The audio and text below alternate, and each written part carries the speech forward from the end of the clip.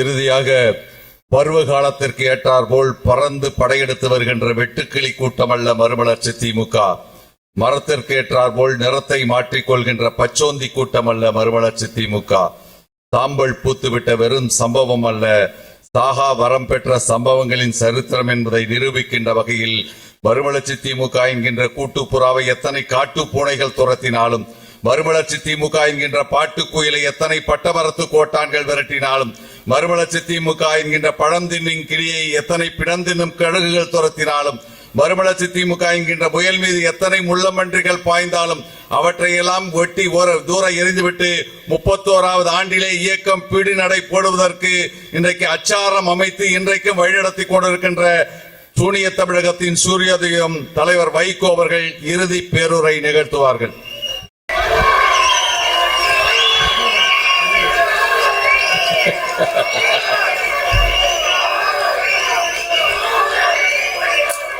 கதிர் வெடித்து பிளம்பு பிள,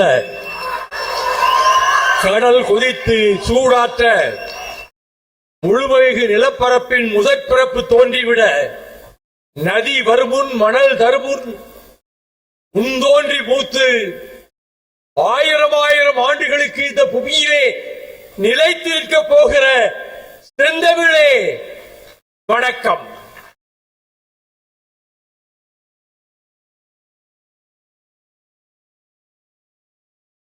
மறுமலர்ச்சி திராவிட முன்னேற்ற கழகத்தின் செப்டம்பர் 15 என்றால் அது திருவிழா. தமிழகம் எங்கும் நம் வண்ணமணி கொடிகளை ஏற்றுவதோடு மாநாடு நடத்துகிற இடங்களிலே லட்சக்கணக்கிலே வந்து குவிந்து விடுவார்கள். அதற்கு ஒரு 1.5 கோடி ரூபாய் குறைந்தபட்சம் செலவாகும். நம்மிடம் பணம் இல்லை, அதை பற்றி நான் கவலைப்படவில்லை. நீங்கள் இருக்கிறீர்கள். ஆகவேதான் மழை வந்து விடுமோ என்று அஞ்சிக் கொண்டிருக்கிற நேரத்தில்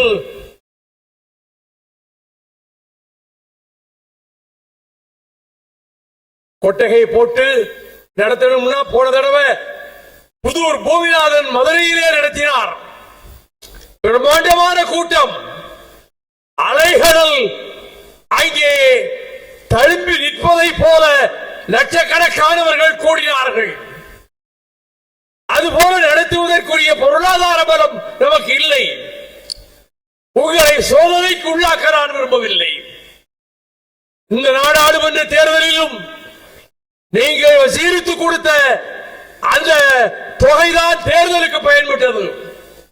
எனவே நாம் அரங்கத்திலே நடத்திக் கொள்வதுதான் நல்லது என்று கருதி அதற்கு ஏற்ற இடம் தியாக பெருஞ்சுடர் பெருந்தலைவர் காமராஜர் பெயராலே அமைந்திருக்கின்ற மண்டபத்திலே நடத்துவோம் என்று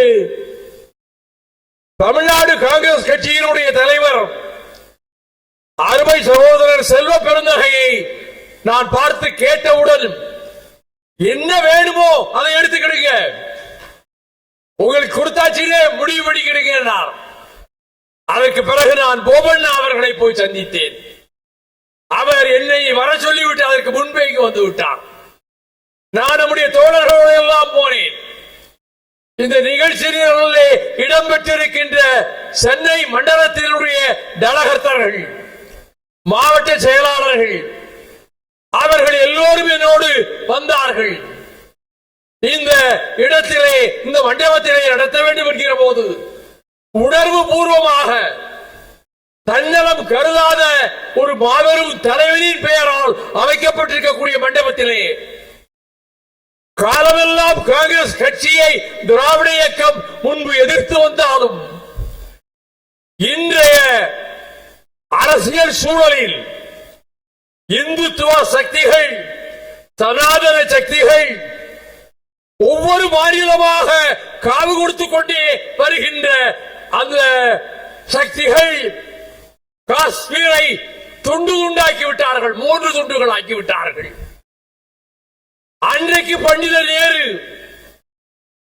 ஹரிசிங்குக்கு மன்னருக்கு, காஷ்மீர் மன்னருக்கு கடிதம் அனுப்பி நாங்கள் உங்களுக்கு உதவுகிறோம், நீங்கள் எங்களுக்கு எங்கள் ராணுவத்தை உள்ளே வருவதற்கு அனுமதிக்க வேண்டும் என்ற போது பிரதிநிதியை அனுப்பி வைத்து மன்னர் ஹரி சிங் அக்சஷன் ஆக்ட் அந்த இணைப்பு சட்டத்தில் அவரும் கையெழுத்திட்டு பண்டிதர் நேருவும் கையெழுத்திட்ட அதன்படி காஷ்மீரத்தை தனிநாடாக்குவதா அல்லது ஒரு பகுதியோடு சேர்ப்பதா என்பதை அந்த மக்கள் முடிவு செய்வார்கள்.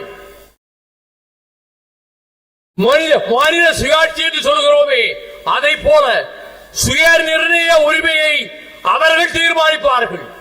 காஷ்மீர் மக்கள் நாங்கள் யாரோடு இருக்க போகிறோம், தனியாக இருக்க போகிறோமா அல்லது பாகிஸ்தானோடு போக போகிறோமா அல்லது இந்திய ஒன்றியத்தோடு இணைய போறோமா என்பதை நாங்கள் தீர்மானித்துக் கொள்வோம் என்ற கருத்தை ஏற்றுக்கொண்ட பண்டித ஜவஹர்லால் நேரு அதிலே மன்னர் கையெழுத்திட்டதற்கு பிறகு நமது படைகள் நமது ராணுவம் அங்கே சென்றது. அந்த கட்டத்தில் உள்ளே புகுந்து வந்த கலகக்காரர்களின் கூட்டம், அது புரட்சி கூட்டம் அல்ல, அந்த கூட்டத்திற்கு பாகிஸ்தான் ராணுவம் துணையாக வந்து நின்றது. நாம் வென்றோம்.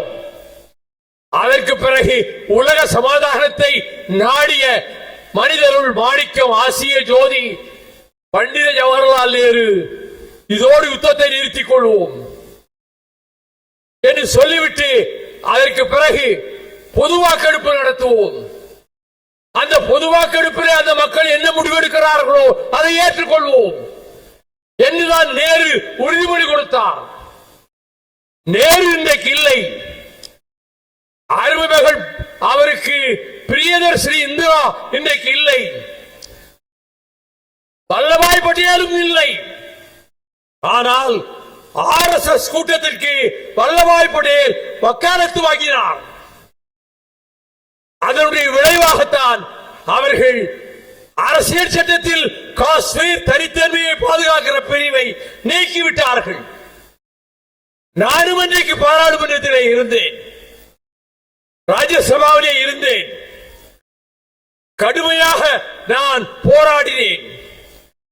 என்னை பேச விடுங்கள், என்னை பேச விடுங்கள் என்றேன். அமித்ஷா முன்வரிசையிலே உட்கார்ந்திருந்தார். நான் திராவிட இயக்கத்தினுடைய ஒரு புறமுதுகு காட்டாத வீரன் என்பது அமித்ஷாவுக்கு நன்றாக தெரியும். ஏனெனில் நானும் என்னுடைய ஆருயிர் சகோதரர் இன்று நம்மோடு இல்லையே, அவருக்காக 2 நிமிடம் எழுந்து நின்றீர்களே, அந்த கணேசமூர்த்தியும் குஜராத் பவனத்துக்கு போறோம். குஜராத் பவனத்திலே பிரதமராக போகிற நரேந்திர மோடி இருக்கிறார். நான் உள்ளே நுழைந்தவுடன் அவருடைய செயலாளர் வந்து ஒரு முக்கியமான ஒரு டெலிகேஷனோடு பேசிக் கொண்டிருக்கிறார். ஒரு 5 நிமிடம் பொறுங்கள் என்று எனக்கு சொல்லிவிட்டு, என்ன காபி சாப்பிடுறீங்களா, டீ சாப்பிடுறீங்களா, எனக்கு ஒண்ணு வேண்டாம். வந்தார் நரேந்திர மோடி. வரும்போதே அமித்ஷாவை அழைத்துக் கொண்டு வந்தார். 2 பேரும் உட்கார்ந்தார்கள். எப்படி நீங்கள் ராஜபக்சேவை பதவியேற்பு விழாவுக்கு அழைக்கலாம்? எங்கள் மக்களை கொன்றவன், எங்கள் பெண்களை நாசப்படுத்தி மானபங்கம் செய்து கற்பழித்து 90,000 விதவைகளை உருவாக்கியவன், இசை பிரியா போன்ற என் சகோதரிகளை கொடூரமான முறையிலே கற்பழித்துக் கொன்றவன், அந்த கொலைகார பயலை, கொலைகாரனை நீங்கள் அழைத்திருக்கிறீர்கள். இதை நாங்கள் எப்படி ஏற்றுக்கொள்வது? எந்த காரணத்தை முன்னிட்டும் ஏற்றுக்கொள்ள முடியாது என்று நான் சொல்லிவிட்டு பிரதமரிடத்திலே பேசினேன். ஒரு பைசா நான் அரசியலிலே சம்பாதிக்கவில்லை, அதை முதலிலே நீங்கள் தெரிந்து கொள்ள வேண்டும். அமித்ஷா என்னை ஏற இறங்க பார்த்தார். ஒரு காசு, சல்லி காசு நான் சம்பாதித்தது இல்லை. லட்சியங்களுக்காகவும் கொள்கைக்காகவும் வாழுகிற அண்ணாவினுடைய தம்பி நான் என்று சொல்லிவிட்டு 3/4 மணி நேரம் பேசினேன் ஈழ பிரச்சனையை பற்றி. அப்படியே வைத்தகன் மாறாமல் அமித்ஷாவும் நரேந்திர மோடியும் சேர்ந்தே இருந்தார்கள். நரேந்திர மோடி கடைசியிலே சொன்னார், நீங்கள் சொன்னதனாலே இப்பொழுது அந்த டின்னரை நான் கேன்சல் செய்து விட்டேன். ராஜபக்சேவுக்கு கொடுக்க இருந்த டின்னர் விருந்தை நான் ரத்து செய்து விட்டேன். நான் சொன்னேன், டின்னரை ரத்து செய்து நாங்கள் அதில் சமாதானம் ஆக முடியாது. அந்த கொலைகாரன் இந்த டெல்லி பட்டணத்துக்கு எப்படி வரலாம்? நாங்களும் கூட்டணியிலே தானே இருக்கிறோம். அந்த 3/4 மணி நேரத்திலே முதல் 10 நிமிடம் கழித்து Arun Jaitley, mister Vaiko, there is a necessity to make friendship with the neighboring countries. Mr. Jaitley, keep quiet. I know you. உன்னை எனக்கு தெரியும், வாயை மூடிட்டு சும்மா இருந்தேன். அது பிறகு அந்த நாள் வாயை திறக்கல, அவர் பக்கத்தில் உட்கார்ந்தார். அந்த காஷ்மீரத்தை இழப்பதற்கு காரணம் நரேந்திர மோடியின் கூட்டம். அவர்களுக்கு பெரும்பான்மை வந்தவுடன் அதை செய்து விட்டார்கள், இன்னும் செய்வார்கள். அவர்கள் இந்த காமன் சிவில் கோட், பொது சிவில் சட்டத்தை இந்த வரப்போகிற நாடாளுமன்ற கூட்டத்தொடரிலே கொண்டு வந்து நிறைவேற்றி விடுவார்கள். பேராபத்து நம்மை சூழ்ந்திருக்கிறது. ஒவ்வொரு கட்சியாக நசுக்கிக் கொண்டே வருகிறார்கள். தெற்கே அவர்கள் பார்த்தால் பயம் வருகிறது. கேரளமும் ஆதரிக்கவில்லை, ஆந்திரமும் ஆதரிக்கவில்லை, கர்நாடகமும் எதிர்க்கிறது, தமிழ்நாடு பலமாக இருக்கிறது. அதனுடைய முதலமைச்சர் தலைமையிலே அவர்கள் வலுவாக இருக்கிறார்கள். தளபதி மு.க. ஸ்டாலின் தலைமையிலே, அந்த முதலமைச்சருடைய தலைமையிலே வலுவாக இருக்கிறது தமிழ்நாடு. இப்படிப்பட்ட சூழலில் நாம் இவர்களை பகைத்துக் கொள்ளக் கூடாது என்று அவர்கள் நினைத்திருக்கலாம். ஆனால் ராஜபக்சேயை அழைத்து வரப்போகிறார்களுடன் கருப்பு கொடி காட்டுவோம் டெல்லியிலே, எங்கே நார்த் பிளாக்கு சவுத் பிளாக் முன்னாலே ஒரே நாளில் ஏற்பாடு. இங்கிருந்து 500 தோழர்கள் ரயிலே வந்தார்கள். 150 பேர் தொண்டர் படையினர், 500 பேரும் ஒரே மாதிரி கொடிபிடித்துக் கொண்டு. அதற்கு முன்னே அங்கே இருக்கக்கூடிய ஐஜியை போய் பார்த்தேன், பார்லிமெண்ட் போலீஸ் ஸ்டேஷன். அவர் என் பெயரை சொன்னவுடன் ரொம்ப மனமகிழ்ந்து, நீங்க என்ன வேணா செய்து கொடுங்க, நீங்க வந்து காலையிலே வந்து நீங்க இது பண்ணிக்கிடுங்க, நான் இங்கதான் இருப்பேன், நீங்க உங்களுடைய படையோட வந்து உங்க கருப்பு கொடியை காட்டுங்க. ஆக கருப்பு கொடி காட்டப்பட்டது.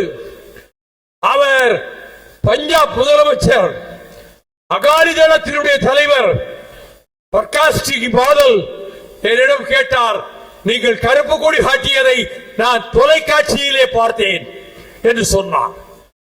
இந்த துணிச்சல் இங்கே இருந்து 1500 கிலோமீட்டர் கடந்து சம்பல் பள்ளத்தாக்கின் கொள்ளைக்காரர்கள் உலவிய இடத்தில் ராஜபக்சே எதிர்த்து கருப்பு கொடி காட்டப் போகிறோம் என்று நான் சொல்லி, உங்களிலே பலரும் தமிழ்நாட்டிலே இருக்கக்கூடியவர்களும் மொத்தம் 800 பேர், நாங்கள் 25 வாகனங்களிலே, அது நம்முடைய முராத் புகாரி அவர்கள் ஏற்பாட்டில் அந்த வாகனங்கள் கிடைத்தது. இங்கிருந்து புறப்பட்டு சென்றோம். மறுநாள் மும்பை தலைநகராக கொண்டிருக்கிற மகாராஷ்டிரத்துக்குள்ளே நுழைந்தோம். அங்கே இருந்து நான் சொன்னேன், தீட்சா பூமி என்று அழைக்கப்படுகிற அம்பேத்கருக்கு மண்டபமும் சிலையும் எழுப்பிய அந்த இடத்துக்கு நாங்கள் போக வேண்டும் என்றோம். எம்எல்ஏ ஹாஸ்டலையே சரத்பவார் காலி செய்ய சொல்லிவிட்டார். எல்லா வைகோவோட வந்தவங்க அந்த எம்எல்ஏ ஹாஸ்டல்ல தங்கட்டும். ஒரு 300 ரூம் இருக்கு.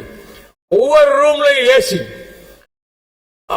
வாட்டர் பாட்டில், சோப்பு, பவுடர், பல்பச, பிரஷ் ஒவ்வொரு ரூம்லயும் வச்சிருக்காங்க. நம்ம ஆட்கள், நம்ம எந்த காலத்துல போய் எம்எல்ஏவா போய் இருக்க போறோம், நல்லா படுத்து உருண்டு நல்லா சாப்பிட்டு நாளைக்கு போய்க்கலான்னு அருமையான சாப்பாடு. அதற்கு பிறகு மறுநாள் இங்கிருந்து ஒரு 6 கொடும்பாவிகளை, ராஜபக்சே கொடும்பாவிகளையும் ராஜபக்சே புகைப்பட வண்ணத்தில் அச்சடிக்கப்பட்டவற்றை ஒரு 200 கொண்டு போயிருந்தோம். நான் சொன்ன மாத்திரத்திலே ஒரே நிமிடத்திலே தீ வைத்தார்கள். இந்த 4 உருவ பொம்மைகளும் எரிகின்றன. ராஜபக்சேனுடைய கொடும்பாவி அவருடைய புகைப்படத்தை அதை எல்லோரும் எரிக்கிறார்கள். போலீசார் பார்த்து கொண்டே இருந்தார்கள். அவர்கள் அந்த 3 நாளிலே பார்த்து விட்டார்கள். கொளுத்தும் வெயிலிலும் நாங்கள் அந்த சாலையிலே உட்கார்ந்திருந்தோம்.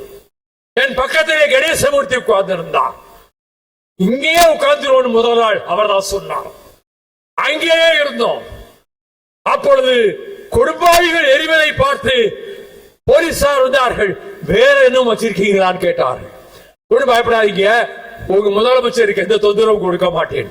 இப்ப சொன்னார்கள், எங்க சீஃப் மினிஸ்டர் சொல்லி அனுப்பி இருக்கிறாரு, வைகோ எனக்கு வேண்டிய நண்பர், நீங்க ஏதாவது செய்யக்கூடாததை நீங்கள் செய்து விடாதீர்கள்.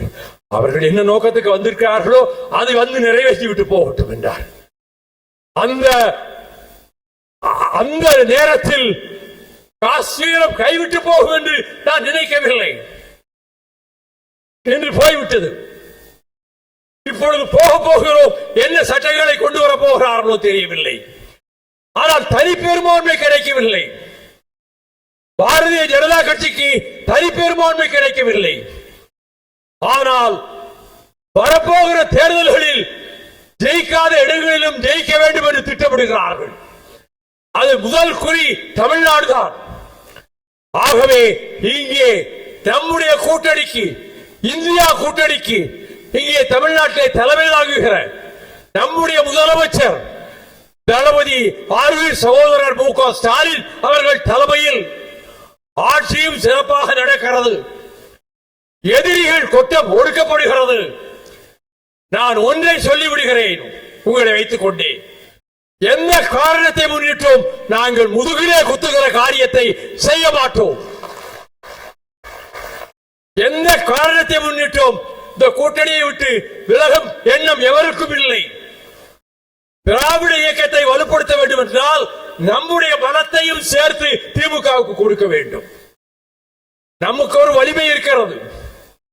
1000 பேர் இருந்தாலும் 1,00,000 பேரை போல நாம் அவர்களோடு இணைந்து நின்று பணியாற்றுவோம் என்பதை கூறுவதற்காகவே இந்த சந்தர்ப்பத்தில் ஆட்சி கவிழ்ந்ததல்லவா வாஜ்பாய் ஆட்சி.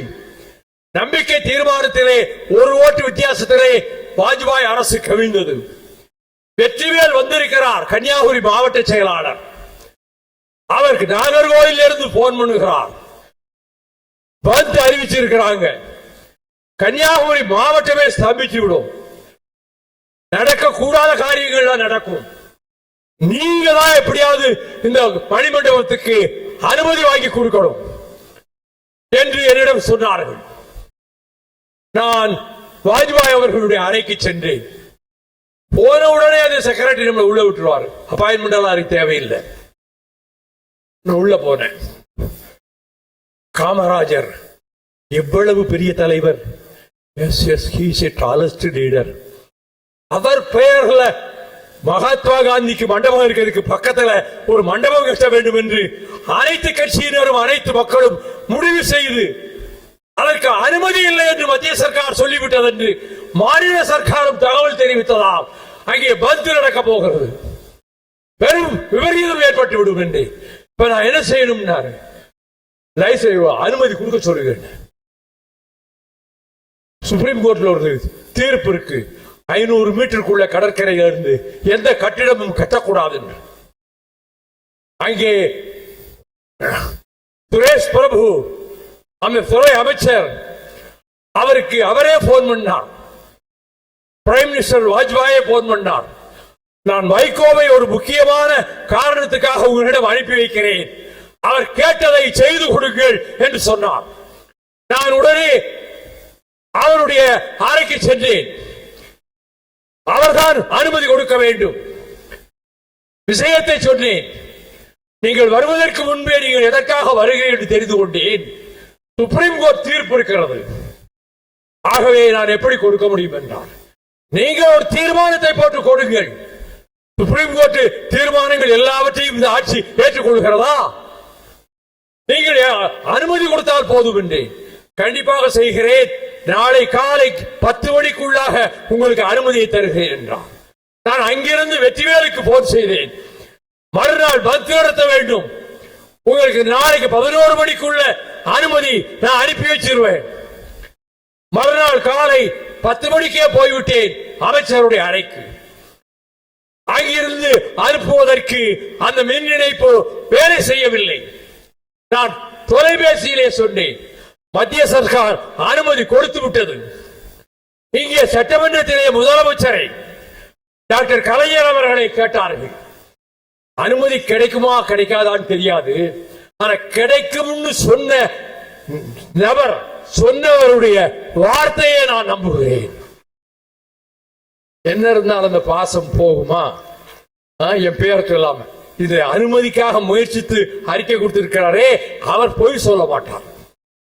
ஆகையினாலே அனுமதி வந்துவிடும் என்று சொன்னார்கள். அந்த அனுமதி அங்கே போனது, மணிமண்டபம் எழுந்தது. இப்பொழுது காமராஜருடைய மணிமண்டபத்துக்கு போனால் அந்த கடல் அலைகள் அந்த மண்டபத்தினுடைய பதில் சுவரை மோதுகிற போது வைகோ வைகோ வாஜ்பாய் வாஜ்பாய் என்றுதான் சொல்லும். அந்த காமராஜருடைய நினைவு மண்டபத்திலே நம்முடைய நிகழ்ச்சியை நடத்தி கொண்டிருக்கிறோம். நீண்ட நேரம் பேச வேண்டாம் என்று என் பக்கத்திலே இருப்பவர்கள் என்னிடம் சொன்னார்கள்.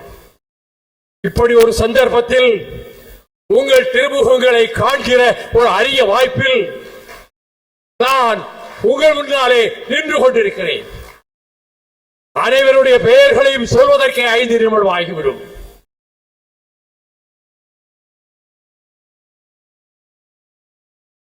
அது தேவையில்லை, எல்லோரும் சொல்லிவிட்டார்கள். அன்புக்குரியவர்களே, இந்த அண்ணா பிறந்தநாள் விழாவை இவ்வளவு சிறப்பாக நடத்துவதற்கு பாடுபட்ட மாவட்ட செயலாளர்கள், பகுதி கழக செயலாளர்கள், அணிகளின் அமைப்பாளர்கள், தொண்டர் படையினர், வருகிறந்திருக்கக்கூடிய தாய்மார்கள், பெரியோர்கள் அனைவருக்கும் நான் தலைமை கழகத்தின் சார்பிலே நன்றியை தெரிவித்துக் கொள்கிறேன்.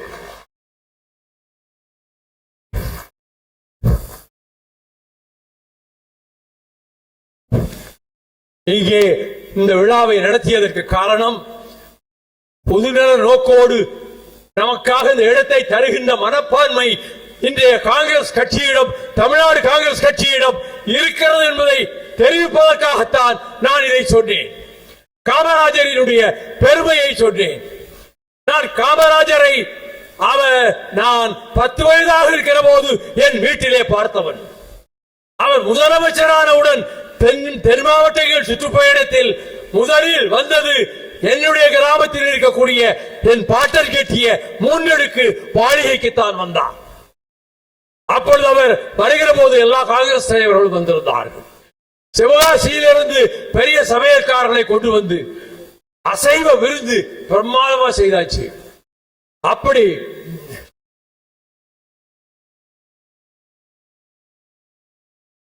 சாப்பிட்டு நானும் சாப்பிட்டேன். எங்க ஊர்ல பெரிய முதலாளின்னு ஒருத்தர் இருந்தார். அது வரைக்கும் அப்பாவை அவரும் பேசிக்கிட மாட்டாங்க. காமராஜர் வர்றாருன்னு சொல்லி அவர் வீட்டுக்கே வந்துட்டார். எங்க அப்பா துடிதுடிச்சு போனார். என்னாச்சு, வாங்க வாங்க வாங்க வாங்க. ஒண்ணும் இல்ல, முதல் மந்திரி வராரு, இந்த பகுதியில சுற்றுப்பயணம் போடுறாரு, தங்கிறது நம்ம வீடுதான் வசதியா இருக்கும்னு நான் நினைச்சு சரின்னு சொல்லிட்டேன். துரைசாமி, வீட்டை எப்படி வைக்கணுமோ அதை நீ வச்சுக்கோ அப்படின்னா. ஆகவே அங்கே வந்திருந்த கேடி கோசல்ராம், அவர் ஒரு புரட்சிக்காரர். அவர் சொன்னார், இவன் தான் இந்த வீட்டு பையன் என்று என்னை அறிமுகப்படுத்தினார்கள். இந்த வீட்டு பையனா நீ இங்க வா. நான் அரைக்கால் சட்டையும் ஒரு சிலாக் சட்டை மாதிரி சட்டையும் போட்டிருந்தேன். வா என் கூட வா என்று மாடிக்கு அழைத்து கொண்டு போனார். அங்கே காமராஜர் அப்பொழுதுதான் ஓய்வெடுக்க போகிறார். அவர் படுத்து உறங்குவதற்கு அவர்களே படுக்கையை கொண்டு வந்து விட்டார்கள். நாங்க வெல்வெட்டு தலையண வெல்வெட்டு மெத்தையெல்லாம் வச்சிருந்தோம். அந்த படுக்கையை விரிச்சு சட்டையை கழற்றி அங்கே ஒரு ஆணியை தொங்க விட்டுட்டு அவர் படுக்க போற நேரம் பார்த்து கோசராம் சரணி உள்ள நுழைஞ்சாரு. காமராஜ், இந்த வீட்டு பையன் உன்னோட ஒரு போட்டோ எடுத்துக்கணும் வந்திருக்கான், போட்டோ அதுக்கு என்ன எடுத்துருவோம்னு சொல்லி அந்த கழட்டி போட்ட சட்டையை எடுத்து ஆணியில மாட்டிட்டு என்னை பக்கத்துல நிக்க வச்சு 2-3 போட்டோ எடுத்தாங்க. நம்ம ராஜா மாதிரி அந்த போட்டோக்காரர் நமக்கு கொடுக்கவே இல்லை. எவ்வளவு பேர் கை தட்டுறாங்க, ராஜா நீ போட்டோ கொடுக்காதனால. சிரிக்கிறான் பாருங்க அவனும். நம்ம ஆஸ்தான போட்டோகிராஃபர் அவங்கிட்ட போட்டோ எடுத்து வராத பல்லாயிரக்கணக்கான போட்டோக்களும் வீட்லயே இருக்கு. எடுத்துட்டு போக வேண்டியது காசு கொடுக்கறது இல்ல, அவன்கிட்ட வாங்குறது இல்ல. அவனும் கோளாரா பார்த்து கையில பட்டமையில ரூபாவா இருக்குமா போட்டோ எடுக்க சொல்றாங்களே யோசனை பண்ணித்தான் எடுப்பான். அது நல்ல சவுண்ட் பார்ட்டி ஏதாவது தெரியும் கட்சியில, அவங்கள முதல்ல எடுத்துருவான்.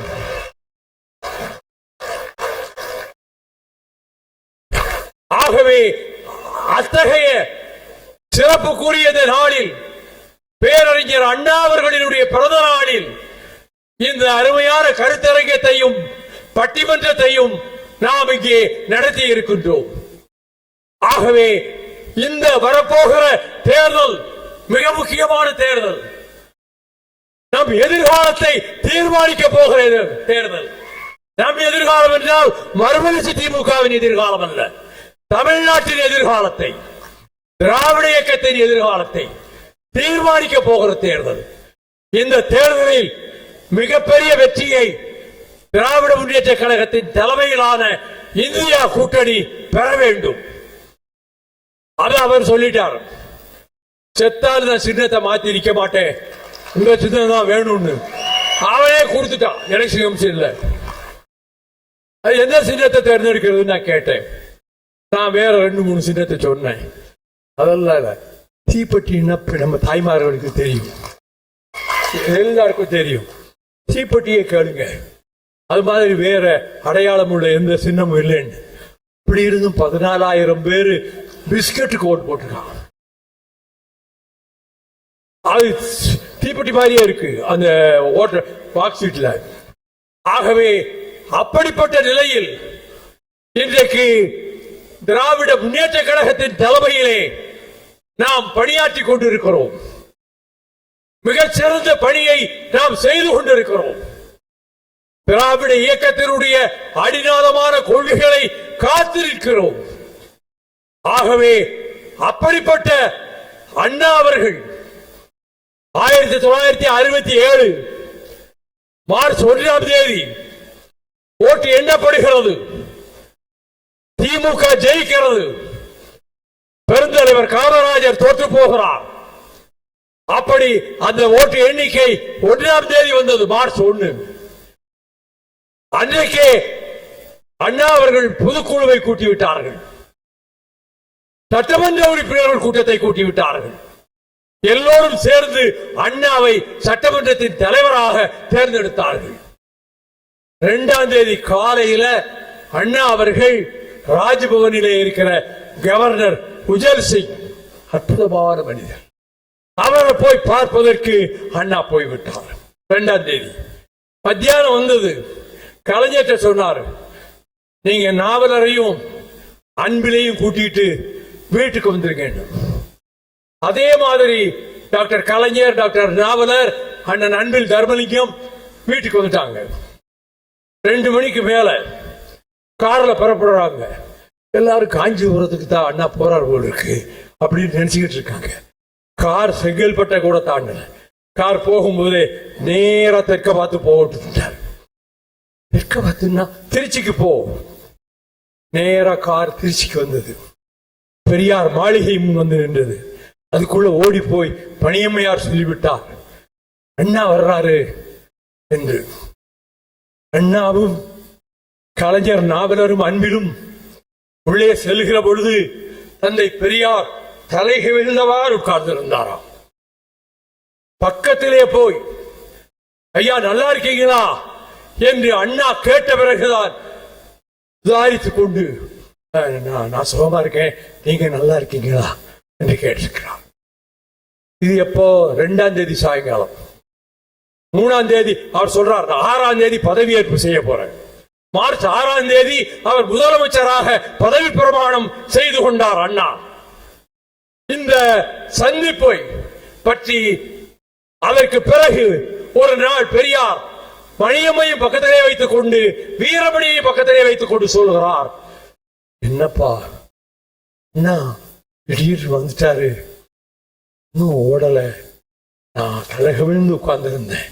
எப்படின்னா அவரு நல்ல புது மாப்பிள்ளை மாதிரி அண்ணா வாராரு, நான் வெட்கப்பட்ட மணப்பெண் தலை உரிந்து இருப்பதைப் போல நான் இருந்தேன் என்று சொல்லி அவ்வளவு உணர்ச்சிகரமாக சொன்ன அவர் அமெரிக்காவுக்கு அண்ணா போய் சிகிச்சை பெற்று வந்தார் அல்லவா, அந்த நவம்பர் மாசம் 11ஆம் தேதி 68 நவம்பர் 11 அன்றைக்கு மீண்டும் இவர்கள் அண்ணாவை பார்க்க போகிறார்கள். அண்ணா சொல்கிறார், நானே வரணும்னு நினைச்சேன் ஐயாவை பார்க்க, நீங்க அதுக்குள்ள முந்திக்கிட்டீங்களே, நீங்க கூட்டிட்டு வந்துட்டீங்களே. அப்படி பக்கத்துல போன போது பெரியார் தழுதழுத்த குரலில், நல்லா இருக்கீங்களா, நீங்க நல்லா இருக்கீங்க சொல்லிட்டு 10 விரல்களால 2 கன்னத்தையும் வருடுறார். அண்ணாவின் 2 கன்னத்தையும் வருடிட்டு, நீங்க சுகமா நல்லா இருக்கீங்க, நீங்க நல்லா இருக்கீங்க. இதை பெரியார் தன் வாயால் அவருக்கு அண்ணா காதல விழும்படி சொல்லணுங்கிறதுக்காக சொல்றான். அதன் பிறகு அங்கே புற்றுநோய் மருத்துவமனை இருக்கிறது அல்லவா, அந்த மருத்துவமனையிலே கொண்டு வந்து அண்ணாவை சிகிச்சைக்கு சேர்த்த பிறகு, சட்ட கல்லூரியிலிருந்து நான் வெளியேற்றப்பட்ட பிறகு அந்த இடத்திலேயே நான் இருந்தேன். முரசொலி செல்வமனை உள்ளே அழைத்துக் கொண்டு போனார். மறுநாள் விருதுநகர் சீனிவாசன் அழைத்துக் கொண்டு போனார். எல் கணேசன் ஒரு முறை வந்து பார்த்து விட்டு போனார்.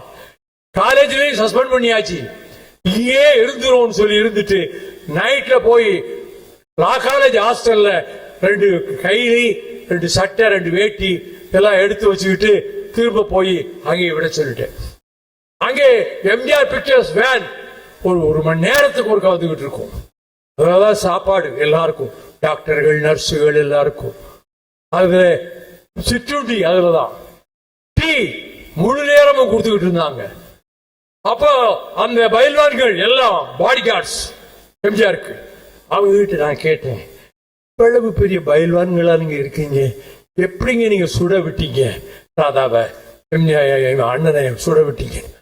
நீங்க ஒண்ணு, நாங்க போய் பரங்கிமலை தொகுதி பூரா சுத்திட்டு அப்பதான் வந்திருக்கோம். தலைவர் சாப்பிட போறாரு, சின்னவர் சாப்பிட போறாரு, நாங்க சாப்பிட போகணும்னு போயிட்டோம். அந்த நேரத்தில் சனி முடிச்ச மாதிரி இவங்க 2 பேரும் வந்துட்டாங்க. யாரு? வாசுவும் ராதாவும். எம்ஜிஆர் மேல சட்டையை கழட்டி போட போனவற்றை சொன்ன உடனே அவர் வேகமா ஓடி வந்து, என்னென்ன திடீர்னு வந்துட்டீங்க அப்படின்னு கேட்டுக்கிட்டே வந்து அவருடைய இடத்துல உட்கார்றார். குறுக்கும் நெடுக்குமாக ராதா நடந்து கொண்டே இருந்தாராம். அவர் இடுப்பிலே கை துப்பாக்கி இருக்கிறது யாருக்கும் தெரியாது. கொஞ்ச நேரம் கழித்து எம்ஜிஆர் இருக்கக்கூடிய அந்த நாற்காலி மேஜைக்கு முன்னாலே போய் நின்று சடனா இந்த ரிவால்வரை எடுத்து சுட்டிருக்கார். 2-3 குண்டுகள் பாய்ஞ்சிருக்கு. எம்ஜிஆர், என்னென்ன இப்படி பண்ணிட்டீங்க, என்னடா இப்படி பண்ணிட்டீங்கன்னு சொல்லிட்டு அவரு வெளியே போறதுக்கு முன்னாடி எல்லாம் ஓடி வர்றாங்க பயில்வான்கள். ராதா அண்ணன் சுடப்பட்டு கிடக்கிறாரு, யாரும் அவரை தொற்றக்கூடாது, பத்திரமா அவரை கொண்டு போய் ஆஸ்பத்திரியில் சேர்க்கணும் என்று சொல்லிவிட்டுத்தான் அவர் ராயப்பேட்டை ஆஸ்பத்திரிக்கு எம்ஜிஆரை கொண்டு போறாங்க. அப்படிப்பட்ட அந்த நாட்களில் திராவிட முன்னேற்ற கழகத்தின் சார்பிலே சட்டக்கல்லூரி மாணவர் பேரவை தலைவர் தேர்தலில் நான் போட்டியிட வேண்டும் என்று முரசொலி செல்வமும் துரைமுருகனும் எல்லோரும் வந்து என்னை வற்புறுத்தினார்கள். போட்டி போட்டேன். பிற மாநில ஓட்டுகள் எனக்கு விழவே இல்லை. நம்முடைய மாநிலத்திலும் திமுகவை சார்ந்தவர்கள் ஒரு பகுதியை சேர்ந்தவர்கள் ஓட்டு போடவில்லை. ஆகவே 1300 ஓட்டுகள் இருக்கிற இடத்தில் 40 ஓட்டு வித்தியாசத்தில் நான் தோற்று போனேன். மும்முனை போட்டியாக செயலாளர் பதவிக்கு ஜெயிச்சிட்டான். சரி, நம்ம போய் முதலமைச்சரை பார்த்துட்டு வருவோம்.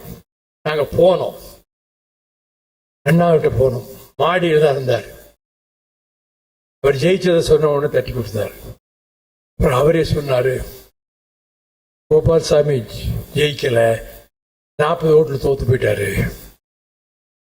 உடனே அண்ணா, இதை பத்தி எனக்கு கவலைப்படாத, உனக்கு எந்த ஊரு? கலிங்கப்பட்டிங்கிற ஊரு சங்கரங்கோயில் தாலுக்குல திருநெல்வேலி ஜில்லாவில இருக்குன்னு சொல்றேன். இதை பத்தி எல்லாம் கவலைப்படாத, அவர் ஜெயிச்சிட்டார்ல, நீங்க உங்க வேலையில பாருங்க.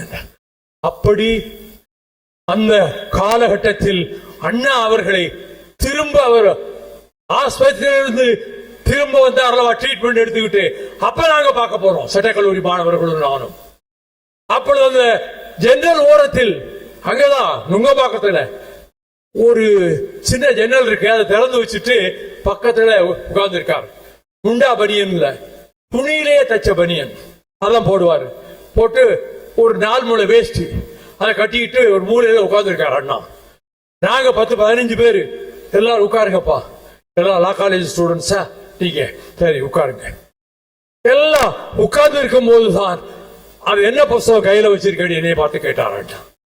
அது பெட்டன் ரசல் எழுதின பவர், அதிகாரம் சொல்லலாம், மின்சார வித்தைக்கும் அதை சொல்லலாம். ஒண்ணு சொல்லல, அவரு சிரிச்சார், அவ்வளவுதான். அதன் பிறகு அவர் மறைந்து அந்த ஆஸ்பத்திரியிலே அவர் மறைய போகிற நேரத்தில், மறைந்த நேரத்தில் அங்கே இருக்கக்கூடிய ஊழியர்கள் எனக்கு நண்பர்களாகிவிட்டார்கள். அவர்கள் எல்லோரும் வந்து ஏதோ ஆயிப்போச்சு, எல்லாம் ஓடுறாங்க. கலைஞர் அங்கிட்டு ஓடிட்டு இருக்காரு, நாவலர் உள்ள நிக்கிறாரு. நீ இப்ப போக உள்ள, நான் போறேன். அண்ணாவுடைய உடம்புல பொருத்தப்பட்டிருந்த அந்த எல்லாத்தையும் கலட்டுறாங்க. நாவலர் நின்றுகிட்டே கண்ணீர் வெளியே நின்றுகிட்டே இருக்கிறாரு. நான் ஒரு 3 நிமிஷம் நின்று இருப்பேன். அதற்கு பிறகு வெளியே வந்தா தரையில உட்கார்ந்து மாதவன் அழுது கொண்டிருந்தார். எம்ஜிஆர் அவர் முதுகை தட்டி கொடுத்து சமாதானம் சொல்லி கொண்டிருந்தார். கொஞ்ச நேரம் கழித்து வேனிலே அண்ணாவை உடலை ஏற்றிக்கொண்டு அவரோடு பக்கத்திலே மன்னை நாராயணசாமி, முன்னாள் எம்பி சிட்டி பாபு, நாவலர், கலைஞர், அன்பில், இவர்கள் எல்லாம் அந்த வேன்ல உட்கார்ந்து இருக்காங்க. நீ எதுல வந்த? நான் ஒவ்வொரு வண்டியா ஓசியில பிடிச்சிட்டு வந்தேன். என்ன சரி, இப்ப கூட வரையா வாரு. நேரா தேனாம்பேட்டை SSR வீட்டுக்கு போனோம். SSR உள்ளே இருந்து அழுதுகிட்டே வந்தார். இப்படி பண்ணிட்டாரு, இப்படி பண்ணிட்டாரு, என்னை 2 தடவை வர சொன்னாரு. எதுக்கு வர சொன்னாருன்னு எனக்கு தெரியல. நான் ஒரு முட்டா போகாம வந்துட்டேன். இப்ப போயிட்டாரே அழுது கொண்டே சொல்றாரு SSR. அவருடைய காரணம் தான் நாங்க போனோம். போலீஸ் எல்லா இடத்துலயும் மறிச்சது. ஃப்ரண்ட் சீட்ல SSR. அவர் முகத்தை பார்த்த உடனே போலீஸ்காரன் சல்யூட் அடிச்சு விட்டுட்டான். நுங்கம்பாக்கத்துக்கு போனோம். ஒரு 50-60 பேர் தான் அந்நேரம் இருக்கும். மணி 2-2:30. அப்பொழுது ஐஸ் கட்டிகளுக்கு மேல அண்ணாவினுடைய உடலை வச்சிருந்தாங்க. சிவாஜி வந்தா கதறி கதறி அழுதா. ஈவிகே சம்பத் வந்தா, அவரும் அழுது விட்டு போனார். அதற்கு பிறகு அவருடைய உடலை ராஜாஜி மண்டபத்துக்கு எடுத்துக்கொண்டு போக முடிவாயிற்று. நான் போயிட்டு வருகிறேன் என்று சொல்லிவிட்டு அங்கிருந்து கெல்லிஸ் லா காலேஜ் ஹாஸ்டலுக்கு நடந்தே போயிட்டேன். அதற்கு பிறகு அங்கே நாங்கள் போகிற போதுதான் நிறைய தோழர்கள் பாடியிலே ஏறி கீழே விழுந்து இறந்து போனார்கள். ஒரு ரயில் நிறைய வந்தார்கள். ரயில் மேல் கூரையிலே உட்கார்ந்து கொண்டு வந்தார்கள். அதிலே ஒரு 45 பேர் இறந்து போனார்கள். அண்ணாவினுடைய சபாடக்கம் முடிவதற்குள்ளாகவே இத்தனை பேர்களின் உயிரும் பறிபோய்விட்டன. அதற்கு பின்னால் முதலமைச்சர் யார் என்ற கேள்வி வந்தது. கலைஞர் அவர்கள் முதலமைச்சர் ஆனார்கள். அப்பொழுது இடத்திலே அதிக பாசம் கொண்டவராகத்தான் இருந்தார். அதன் பிறகு நடைபெற்றவை எல்லாம் இப்பொழுது தேவையில்லை. அந்த இடத்தில் அண்ணாவினுடைய உருவத்தை, உடலை பக்கத்திலே இருந்து அன்றைக்கு பார்த்தேன். அதன் பிறகு ஆண்டுதோறும் அவருக்காக பிறந்த நாள் விழா எடுக்கிறோம். அவர் எப்படிப்பட்ட தலைவர் தெரியுமா? அவர் மாநில சுயாட்சியை பற்றி நாடாளுமன்ற சட்டமன்றத்திலே ஒரு தீர்மானம் வருகிறது. இல்ல, நம்பிக்கையில்லா தீர்மானம் வருகிறது 1968 நவம்பர்ல. அந்த நம்பிக்கையில்லா தீர்மானத்தை ஆதரிக்கிறவர்களா இருக்காங்க. அப்பொழுது ஒருவர் எழுதுகிறார், அண்ணா அவர்கள் கருத்துருமன் முன்மொழிந்த நம்பிக்கையில்லா தீர்மானத்தை முன்மொழிந்ததை அவர் ஆதரித்து பேசும்போது 38 தடவை அண்ணா அவர்கள் எழுந்து நின்று குறுக்கீடு செய்தார். அதற்குரிய பதிலை பெற்றவரை உட்கார்ந்தார். பிறகு வாதம் முடிஞ்சு திரும்ப ஒரு தடவை வாய்ப்பு கொடுப்பாங்க தீர்மானம் கொண்டு வந்தவர்களுக்கு. மீண்டும் கருத்திருமன் எழுந்த போது 28 தடவை குறுக்கீடு செய்தார் அண்ணா. விநாயகம் பேச எழுந்தார். 27 தடவை அண்ணா குறுக்கீடு செய்தார். அதற்கு பிறகு பூவராகவன் எழுந்தார். அவரை 32 தடவை குறுக்கு விசாரணை செய்தார். மொத்தத்தில் அன்னைக்கு 142 தடவை 24 28 வரைக்கும் அந்த 4 நாள் விவாதம் நடைபெற்றது. அதில் 142 முறை இன்டரப்ஷன் குறுக்கீடு செய்தவர் அறிஞர் அண்ணா. எனக்கே தெரியாது, நேற்றைக்கு அண்ணாவை பற்றி நிறைய பழைய புத்தகங்களை பெறப்பட்ட போதுதான் இந்த உண்மை தெரிந்தது. 142 தடவை இன்டரப்ட் பண்ணியிருக்காரியா. அப்பொழுதே அவருக்கு புற்றுநோய் வந்தது தெரியும். நம்பிக்கையில்லா தீர்மானம் வருவதற்கு முன்பே எல்லோருக்கும் தெரிந்து விட்டது அண்ணாவுக்கு புற்றுநோய் என்று. ஆனால் எனக்கு நன்கு ஞாபகம் இருக்கிறது, செங்கல்வராயன் அங்கே காங்கிரஸ் தலைவர் அண்ணாவின் உயிர் நண்பர்.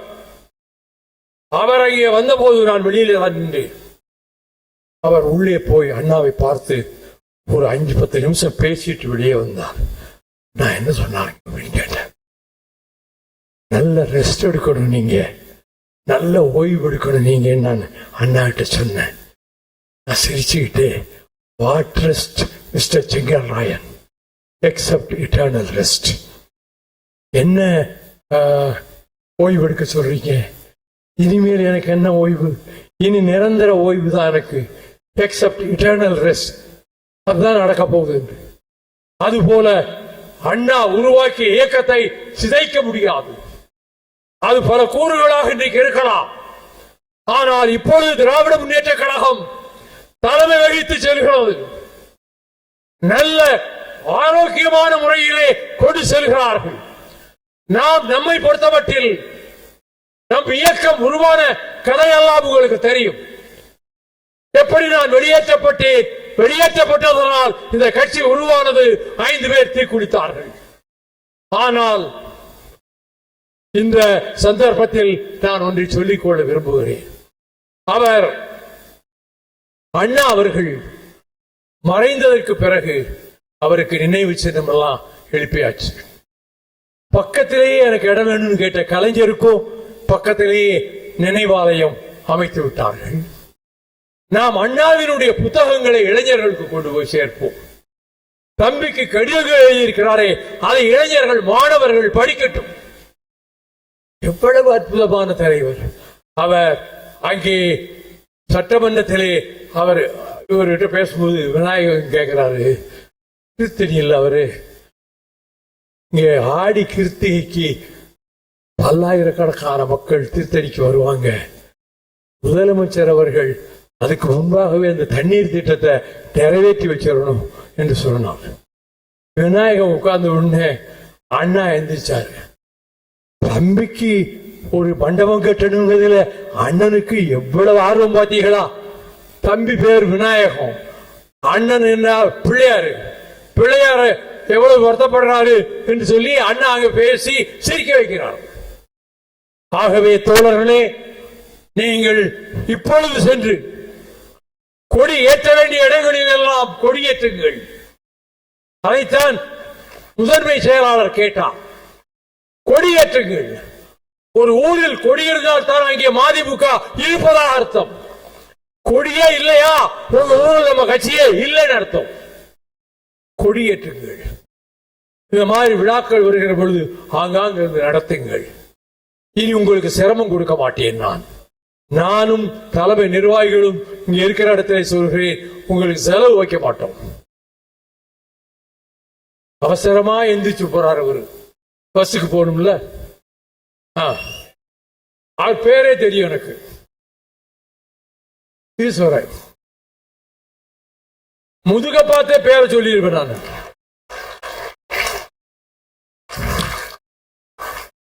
எனக்கு பிறரிலேயே கண்ணு இருக்குன்னு நினைக்கிறீங்களா? ஆகவே தம்பிமார்களே, அண்ணன்மார்களே, சகோதரிகளே, மறுமலர்ச்சி திராவிட முன்னேற்ற கழகம் புத்துயிர் பெற்று இன்று எழுந்திருக்கிறது, வீறு கொண்டு எழுந்திருக்கிறது. அதனுடைய கூட்டத்திலே கலந்து கொண்ட நீங்கள் எல்லோரும் உங்கள் பகுதிகளுக்கு சென்று கொடியேற்றுகிற வேலையிலே ஈடுபடுங்கள். ஆகவே இந்த காமராஜர் மண்டபத்தை கொடுத்த காங்கிரஸ் கட்சிக்கு மீண்டும் நன்றி சொல்லிவிட்டு, உரையாற்றிய அனைவரும் பட்டிமன்றமா கருத்தரங்கமா அற்புதமா பேசினாங்க. அவங்களுக்கு மேடை போட்டு கொடுக்கத்தான் ஆள் இல்லை. நீங்க மேடை போட்டு அவங்க ரெண்டு பேரை கூப்பிடுங்க. 2 பேரை கூப்பிட்டா உங்களுக்கு செலவு குறைவு. ஒரு கூட்டத்துக்கு 2 பேச்சாளர் கூப்பிடுங்க. அபுபக்கர் சிரிக்கிறாரு, நான் எவ்வளவு பாடின என்னை பத்தி ஒரு வார்த்தை சொல்லலையே. ஒவ்வொரு நிகழ்ச்சியிலையும் 3 மணி நேரம் பாடுறாரு. காசெல்லாம் கொடுக்கறது கிடையாது. அது அவரு காசை எதிர்பார்க்க மாட்டாரு. ஆகவே எல்லாம் அப்படியே உட்கார்ந்து இருக்கீங்க. ஒரு கூட்டம் எந்திரிச்சு போன உடனே மிச்ச கூட்டமும் சாப்பிட எந்திரிச்சு போயிரும் நினைச்சேன். 10 நிமிஷத்துல முடிச்சிடுறேன்னு சொல்லிட்டு வந்தேன். நீங்க அப்படியே அச்சடித்த பதுமைகளாக அல்லவா அப்படியே உட்கார்ந்திருக்கிறீர்கள். வாழ்க தந்தை பெரியார் புகழ், வாழ்க அறிஞர் அண்ணா புகழ், வாழ்க முத்தமிழ் அறிஞர் டாக்டர் கலைஞர் புகழ், வாழ்க தேசிய தலைவர் பிரபாகரன் புகழ். நன்றி, வணக்கம்.